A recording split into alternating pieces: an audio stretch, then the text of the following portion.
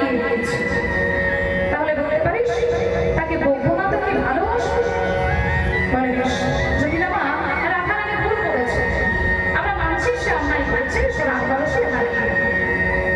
তবে তুমি আর ওকে বকাবকি করো না, রাধারানীর বাবা তো রাজা, বিশ্বভানু রাজা, তো তোমার একটা সোনার কলসি হারিয়েছে, আমরা রাধারানীর বাবাকে বলে তোমাকে দুটো সোনার কলসি পাইয়ে দেব।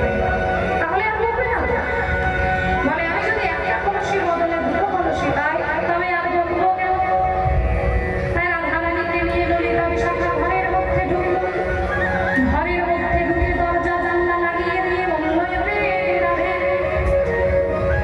মানুষ যখন পিতলের কলসি পায় তখন মাটির কলসির কথা ভুলে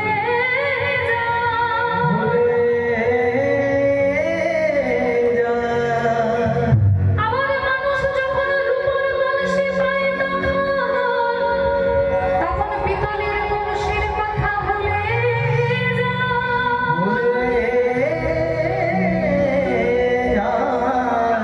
আবার মানুষ যখন সোনার কলসি পায় রূপোর কলসির কথা ভুলে তবে তুই বল বল আমার রাধে,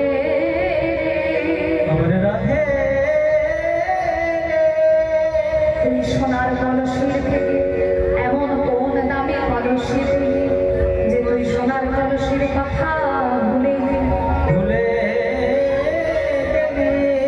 মানুষ যখন পিতলের কলসি পায় মাটির কলসির কথা ভুলে যায়, আবার মানুষ যখন রূপোর কলসি পায় তখন পিতলের কলসির কথা ভুলে যায়।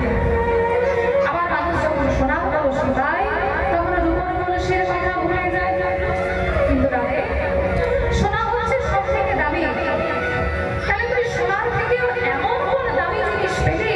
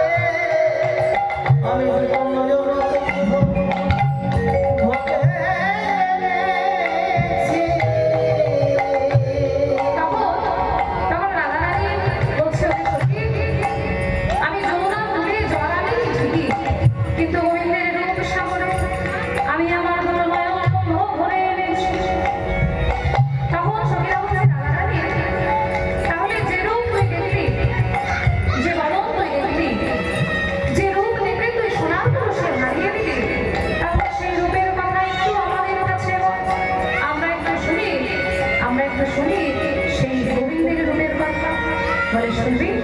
তবে শুনবি। আরে আরে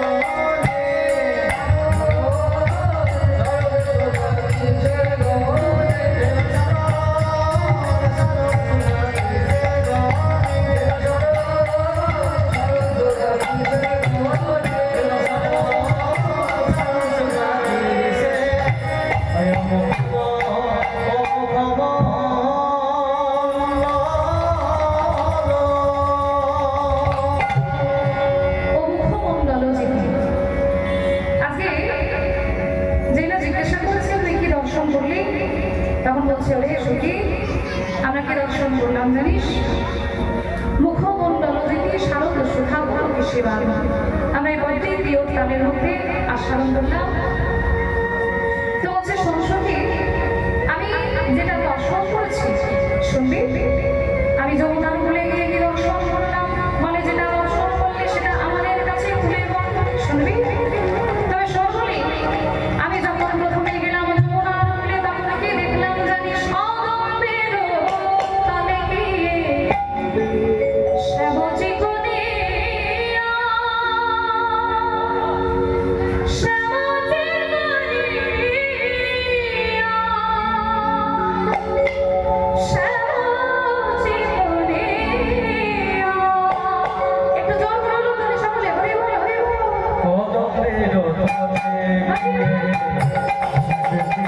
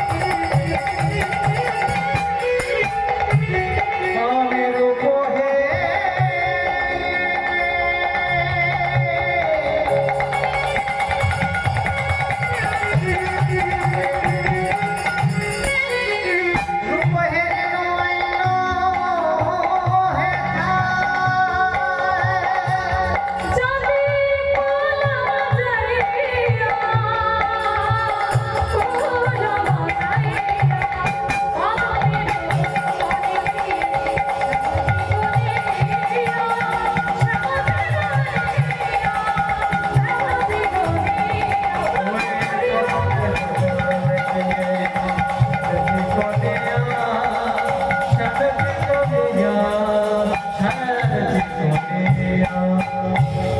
তাহলে আমি গোবিন্দের রূপ দর্শন করলাম কি? কদম্বের তলে গিয়ে শ্যামজি গনিয়া। আমি যখন যমুনার জলে জল আনতে গেলাম, আমি গিয়ে যমুনার কূলে প্রথম যেটি সর্বপ্রথম দর্শন করলাম কি জানিস?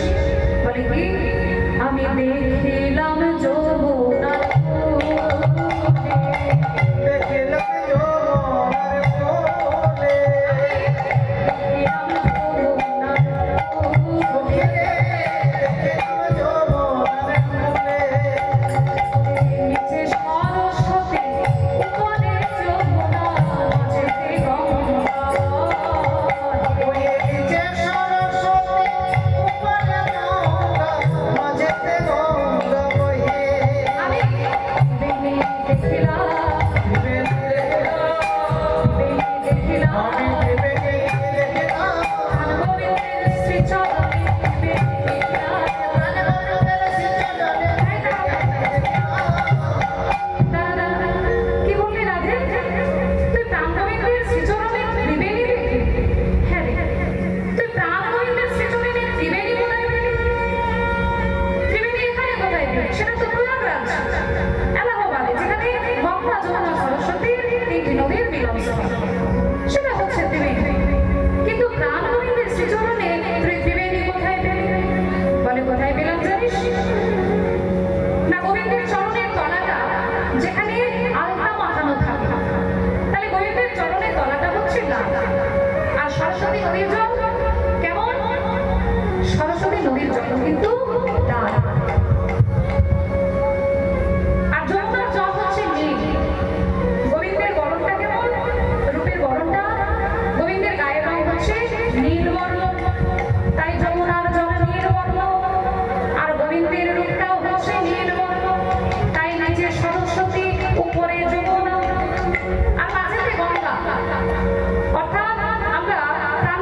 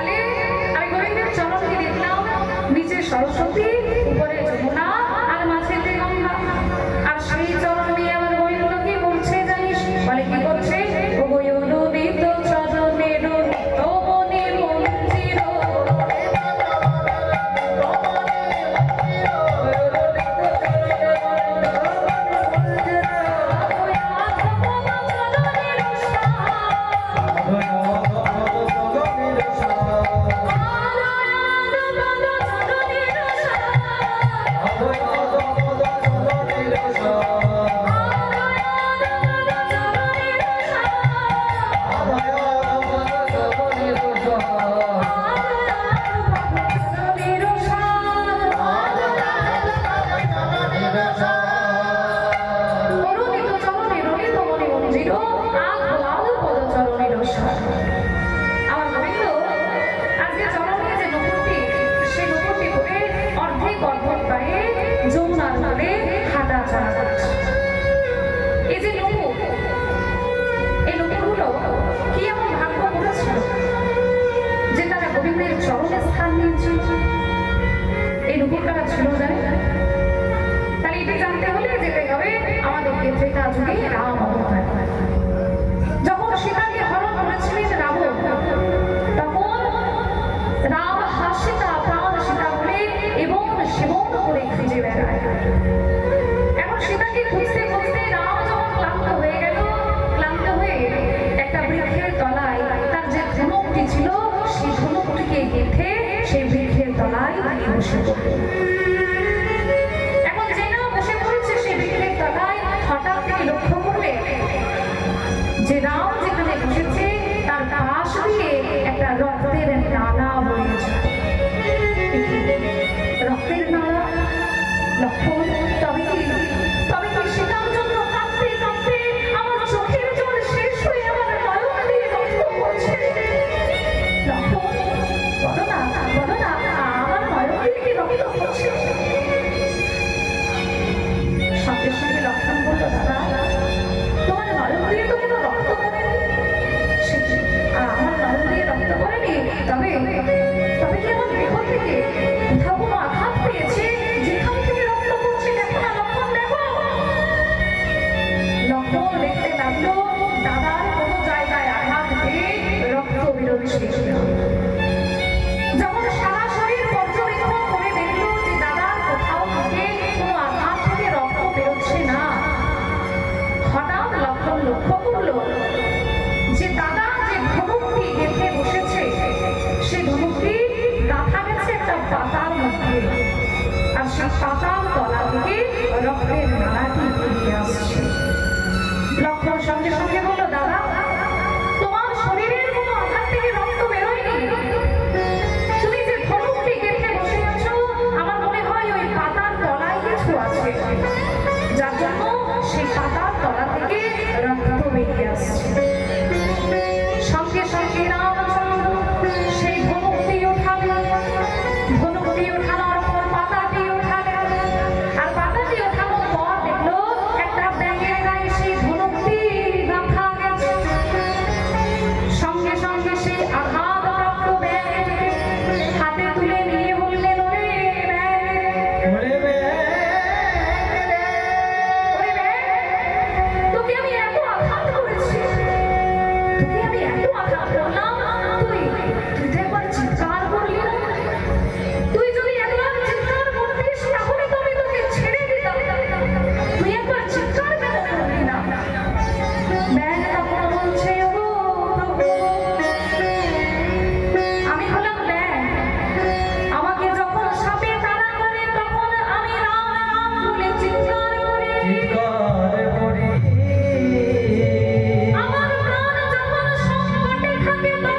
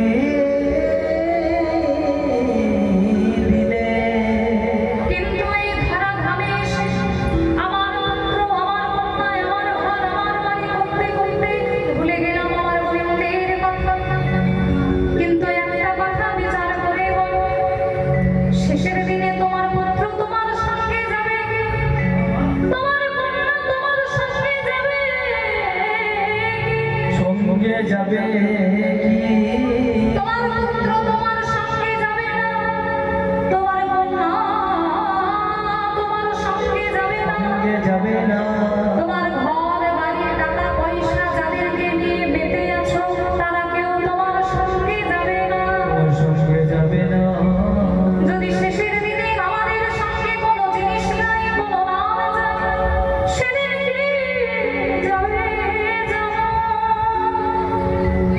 যদি শেষের দিনে আমাদের সঙ্গে কিছু যায়, কি যাবে? বলো হরি, বলো হরি, বলো হরি। সেদিন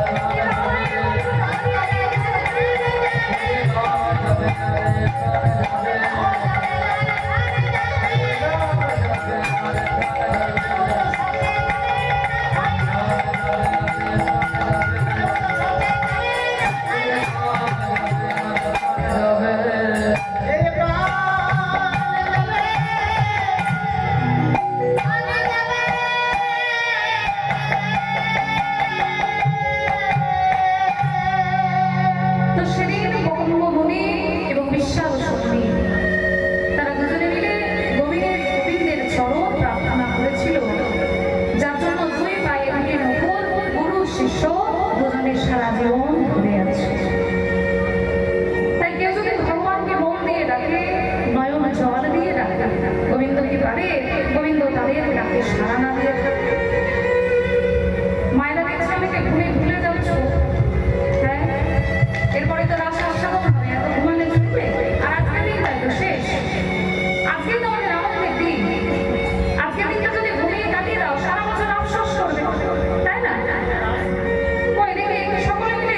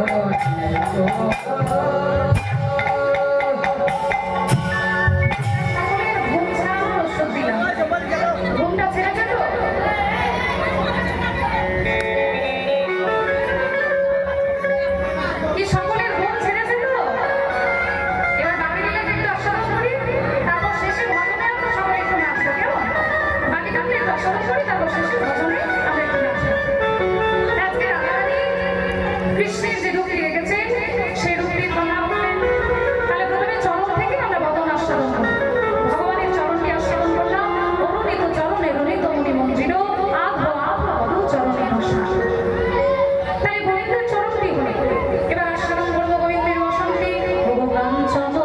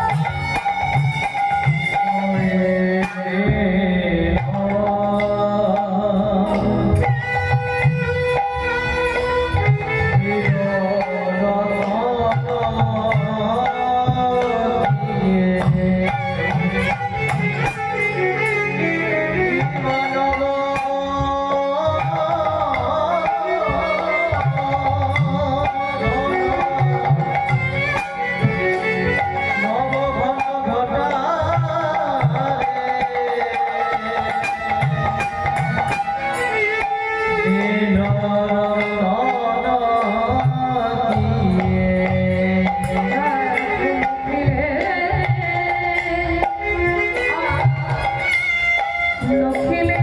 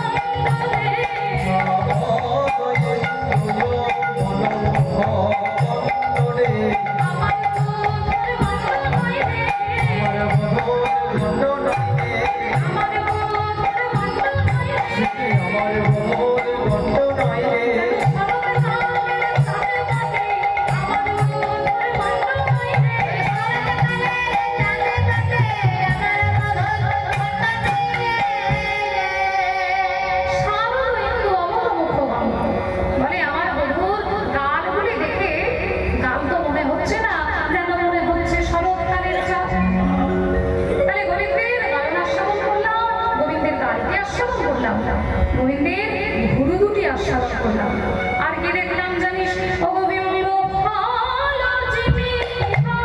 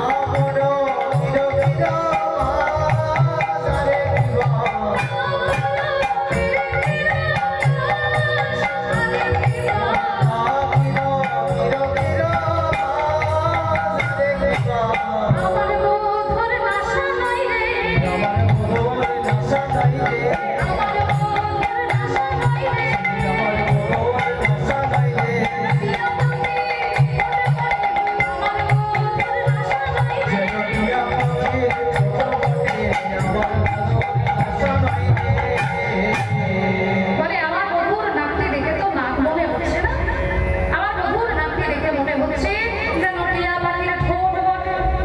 তাহলে গোবিন্দের নাকটি আস্বাদন করলাম, বাকি রইল কি? ও গো কুম্ভ জিনিয়া কিবা কণ্ঠ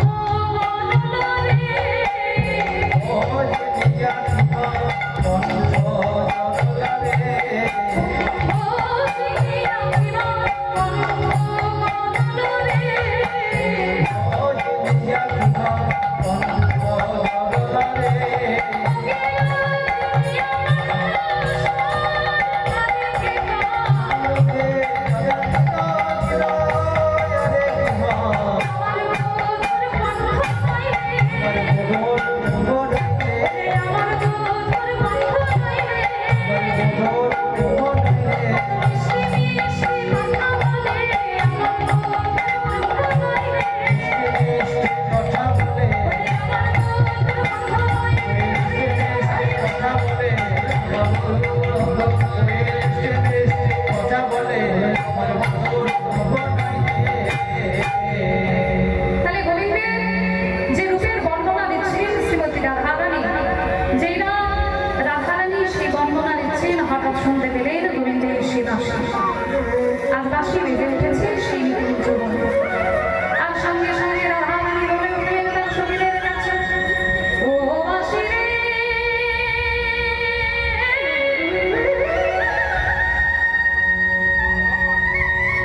দাদা একটু রিভাবটা দেবে, একটু রিভাবটা দাও। ওরে কালার বাঁশি রে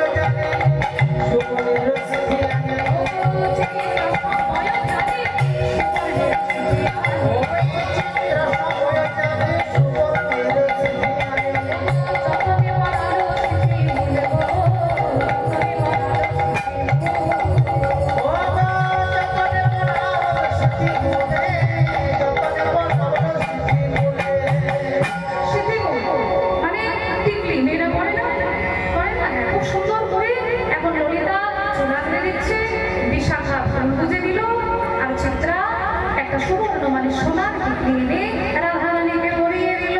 আর অমনি চম্পক লতিকা ধ্বনি অপূর্ব সিন্দুর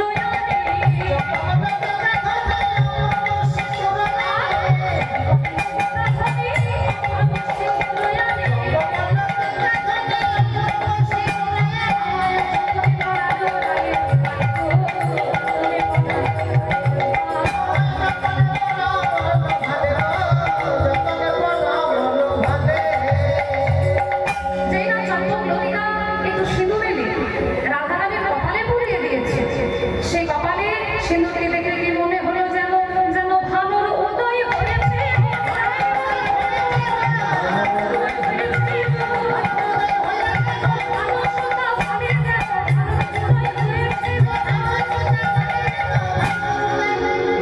কি বলছে? ভানুর উদয় হয়েছে। কপালে আবার ভানুর উদয় হয়, ভানু মানে হচ্ছে সূর্য। কেন হচ্ছে না, কপালের সিঁদুরটা হচ্ছে লাল, আর সকাল বেলাতেই যে সূর্যটা ওঠে দেখবেন লাল মতো করে, হয় না? তো সেই সকালবেলা সূর্যটা দেখে মনে হচ্ছে যেন রাধারানীর কপালে উঠেছে, তাই ভানুর উদয় হয়েছে গো।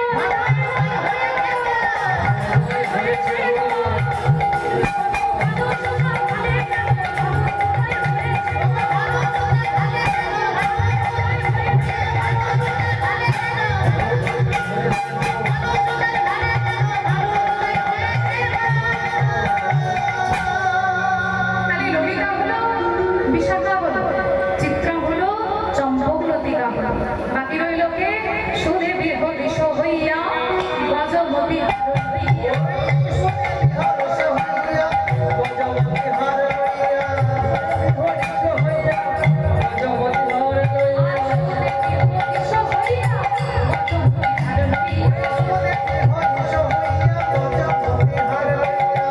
গজমতি হাট, এই গজমতি হাটটা কোথায় পাওয়া যায়? গজ মানে হাতি, হাতির মাথায়, এটা হচ্ছে গজমতি।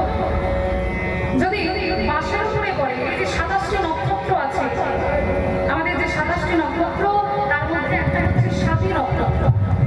তো সেই সাতী নক্ষত্রের জল যদি হাতির মাথায় পড়ে সেটা হয় গজমতি, যদি বাঁশের মাথায় পড়ে সেটা হয় বংশলোচন, আর যদি মানুষের মাথায় পড়ে তাহলে কি হবে?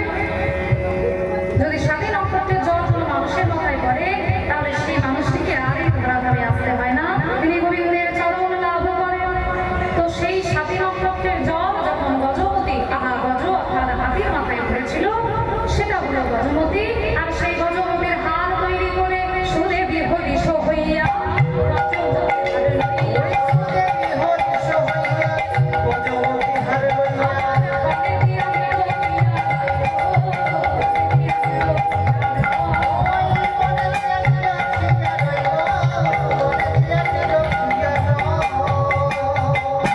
সুদেবী হরিষ হইয়া গজমতি হার লইয়া বলে দিয়া নিরখিয়া।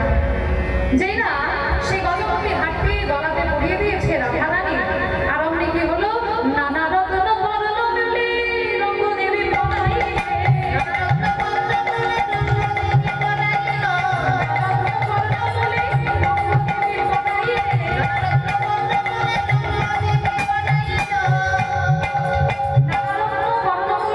রঙ্গদেবী পড়ায়, যেই না গানের পরিয়ে দিয়েছে, অমনি হলো কি? তুঙ্গবিদ্যা পরানো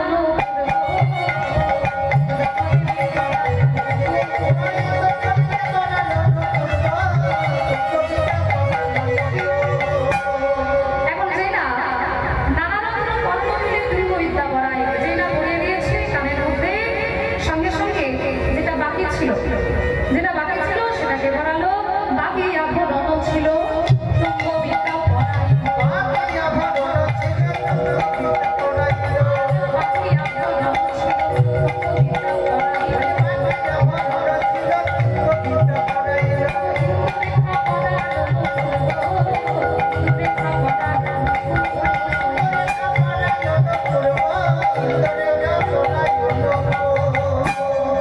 যেই না ইন্দুরেখার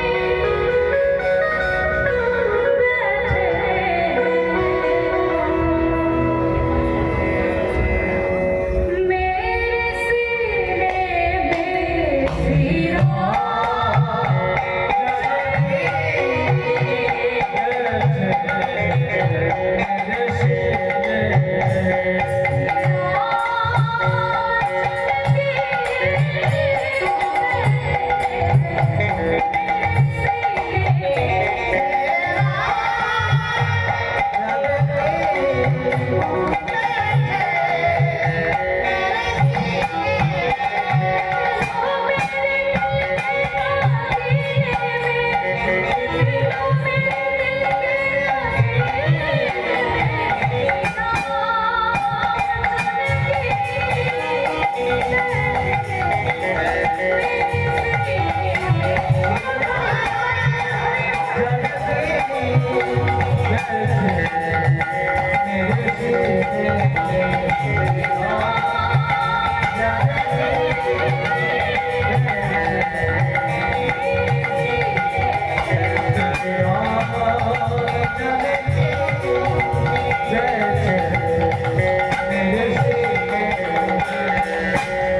রামনামটা আমাদের সবার জন্য